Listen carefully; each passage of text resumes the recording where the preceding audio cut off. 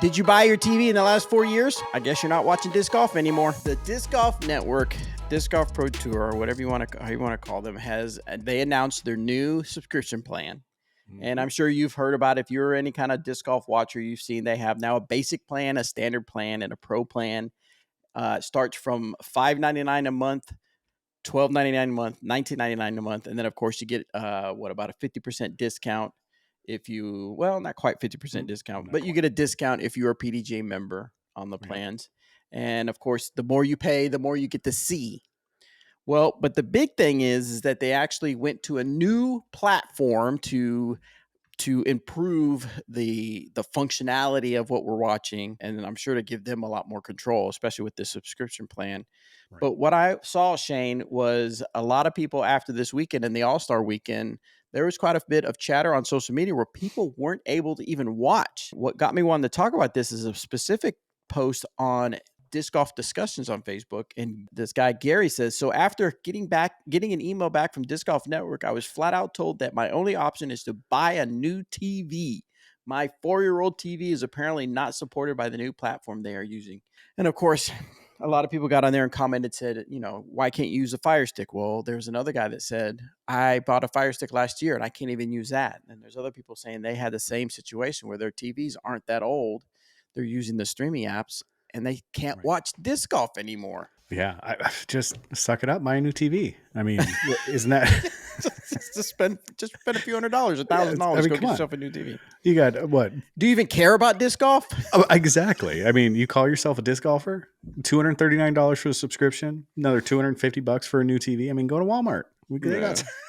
It just doesn't seem like a very good start. We already talked about how the pricing structure is all in place, and it's just, and there's changes to the Jomez part of everything, and it's just like it's not. And then even the scoring we talked about on episode a while back about the scoring what was it? UDisc is out, Statmando is in. Right. It's not a great start so far to disc golf 2024 as far as coverage.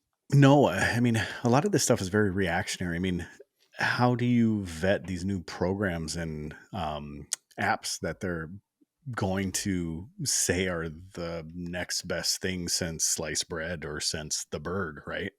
I had to throw that one in there. Yeah. So, when you're pushing these things out, you got to take your time to vet these things. And when you don't vet these things, and especially these apps with technology, we've seen it over and over. 2016, this thing was pushed as being the next era of disc golf, and it fell flat on its face, and in came the savior of Jomez. And they fixed it after an event and a half. And I know we've talked about that already before, but take your time, folks. Like, you got the subscriptions, you got the memberships, you now have Jomez, you now have, keep adding up all the things that they've acquired over the last 4 years that they've just been purchasing up and, pushing it into this conglomerate. Take your time and figure out how it all operates now. These knee-jerk reactions without vetting it, you're going to leave a lot of people with a sour taste in your mouth, even though you're trying to improve it. And I get that. Yeah. But on their website, in defense, it does say iOS, Android, or Roku. It doesn't say anything about the 4-year-old TV. It doesn't say anything about the Fire Stick. So, and then there's definitely a lot of workarounds as far as like plugging your computer and from the using HDMI cables, plug it in. Yep. Most modern TVs have an HDMI input. Then of course you've got the streaming devices like Apple TV, Fire Stick, Roku, and stuff like that. But the post was posted 11 hours ago, and it has 137 comments. So that's obviously has struck a chord with people. Right. Some people saying, yes, I'm not able to watch it either. And then some people saying I canceled because my subscription because of all this. And then other people saying, well, I figured out a workaround. So, but it is something that we can see that people are fired up. They're ready to watch some disc golf. And this was just another pain point now in place of trying to get people to able to watch disc golf live or disc golf, any media disc golf that's going on. Yeah. Well, and let's be real. for disc golfers to get fired up about a change and really like boycott, that's No. so abnormal. Yeah, disc I golfers never get. it never No, happens. they never, and they never say anything about it. They just kind of keep it to themselves. Right, right, right. They're just kind of really laid back, Yeah. laissez-faire. Let's just go with the flow. I mean, If you're doing your shopping online for disc golf, make sure you check out DoorDisc.com. Shane Solomon with DoorDisc has everything you need in disc golf. Check them out, DoorDisc.com. If you have a store or you know of somebody that has a store and they need class discs in their store or they need a restock, have them check out CoolDaddyDiscGolf.com. CoolDaddyDiscGolf.com. So the other big thing is Jomez announced that Jomez is offering free next day YouTube coverage for various events, including FPO and MPO lead cards. There's a significant change in the shift in focus to providing a more complete narrative of competitions, capturing action and movements across the entire field, not just the lead card. right. So I'm interested to see what all, I mean, I can envision in my head, and of course I can read articles about, but what is it actually going to look like? Because it is very reminiscent in my mind. Now, I don't watch a lot of golf, but it is very, when I do watch some of the bigger tournaments, you know, they don't follow one card. They follow the big names. And then if someone's doing really well, they follow that person. But you're bouncing from hole 16 to hole 3 to hole 4 to hole, you know, whatever.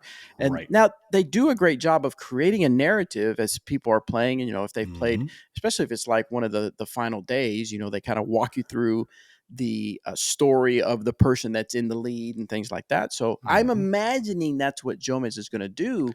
But man, they just still don't have the resources that, say, a CBS Sports would have or an ESPN when it comes to golf coverage. What are your thoughts on that? I'm excited to see it. I think it's beautiful to bring the whole story in, because if someone is absolutely just doing it to it, like, you want to see these people do what they're doing. I mean, some of these come from behind victories, especially this past year, were phenomenal, and we didn't get to see them winning from the third and fourth card.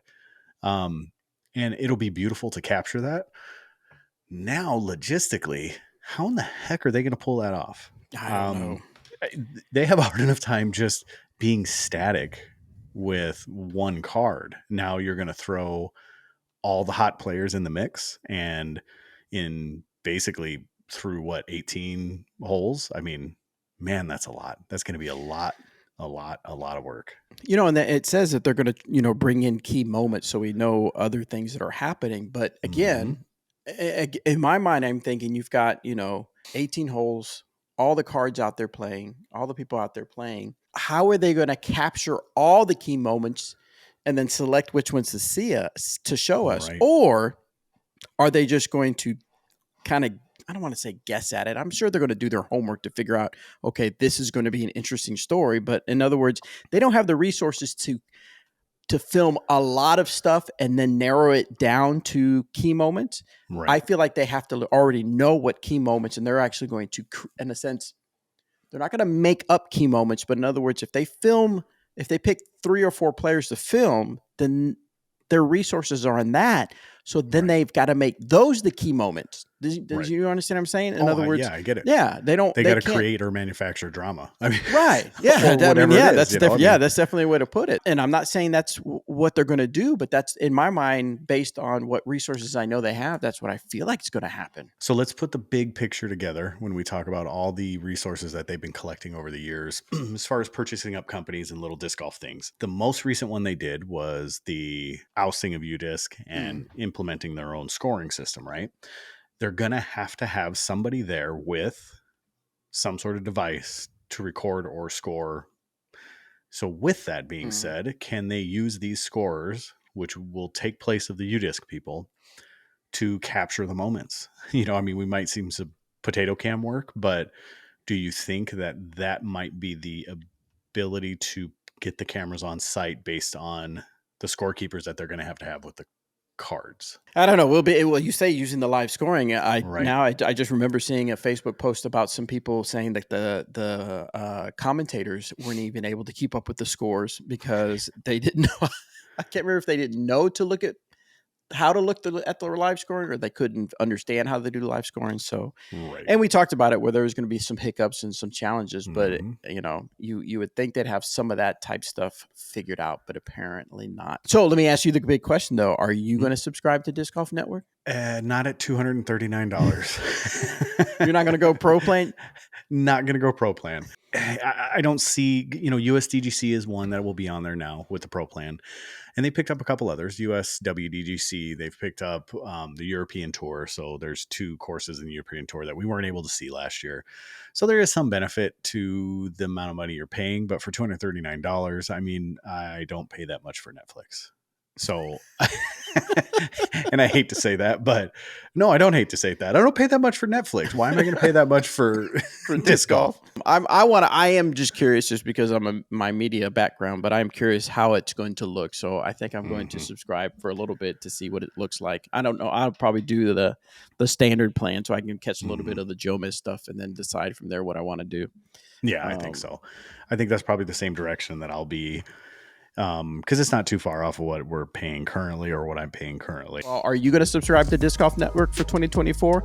And were you able to watch the All-Star Weekend, or did you have trouble because of the new platform? And tell us all the workarounds that you did to be able to watch it. Let us know in the comments below. And let us know how much you spent on the new TV. Yeah.